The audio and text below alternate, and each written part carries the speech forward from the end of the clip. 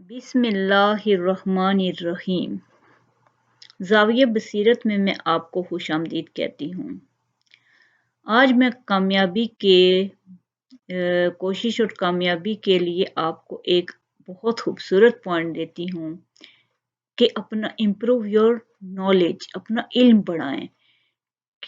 क्यों इल्म बढ़ाएं कि दुनिया तेजी से तरक्की कर रही है। उसके साथ आप उसी वक्त तरक्की कर सकते हैं जब आपके पास वैसा इल्म होगा। कुरान पाक में भी अल्लाह ताला ने इरशाद फरमाया है कि अपने इल्म में इजाफे की दुआ करें, अपने परवरदिगार से दुआ करें, ऐ मेरे परवरदिगार मेरे इल्म में इजाफा फरमा।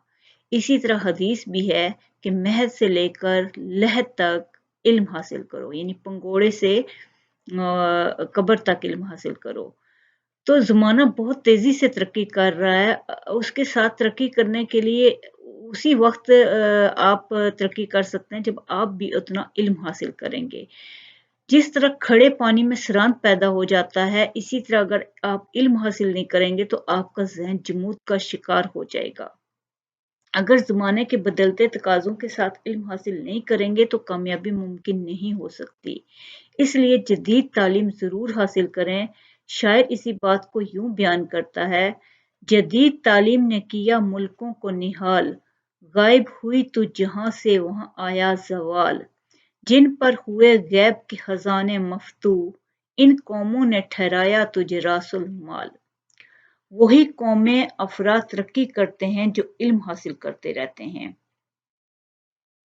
तालीम से ही शऊर पैदा होता है। अगर हिस्ट्री पढ़ें तो पता चलेगा कि एक कौम है जिसमें कोई बेहकारी नहीं है, वो है सिख कौम। सिख कौम का कोई बेहकारी नहीं है। इसकी वजह पता करें तो चलता है कि रणजीत सिंह जो कभी पंजाब का सीएम था, पंजाब को लीड किया करता था, वो वजह है कि तालीम की। एक रणजीत सिंह जो था वो सीएम था पंजाब का, उसका जो एडवाइजर था उसका नाम था मंचूरा। तो वो जो एक दफा उसने अपने एडवाइजर से कहा कि मैं जो हूं ना अपनी कौम पे एक एहसान करना चाहता हूँ।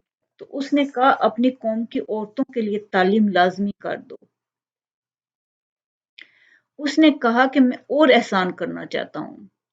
उसने कहा कि अपनी कौम की बेटियों के लिए तालीम आम कर दो, लाजमी कर दो। उसने कहा मैं और एहसान करना चाहता हूँ। उसने कहा माओं के लिए तालीम लाजमी कर दो। उसने कहा मैं और एहसान करना चाहता हूँ। उसने कहा नानियों दादियों के लिए तालीम आम कर दो, लाजमी कर दो। उसने पूछा क्यों, इसकी क्या वजह है? उसने कहा याद रखो, जब भी औरतों को तालीम दी जाती है तो बच्चे मोहताज नहीं होते, वो भकारी नहीं बनते। यानी कि औरतों की जो तालीम होती है वो बच्चों के काम आती है। औरतों बच्चों का ज़हन वो उस तरह का बनाती हैं जदीद। तो जदीद तालीम औरतों के लिए भी उतनी ज़रूरी है।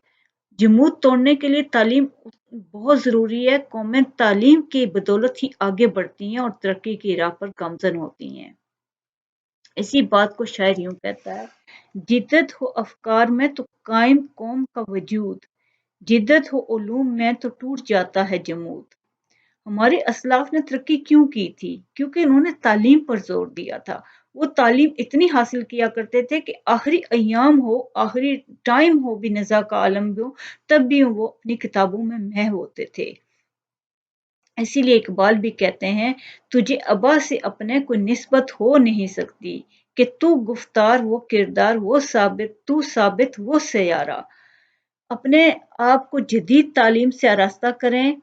एक हाथ में आपके जदीद तालीम होनी चाहिए और दूसरे में आपके कुरान और हदीस की तालीम होनी चाहिए। तब आप ज़िंदगी में बहुत तरक्की करेंगे। अल्लाह आपको बहुत बहुत कामयाबियाँ और खुशियाँ दे। बहुत बहुत शुक्रिया।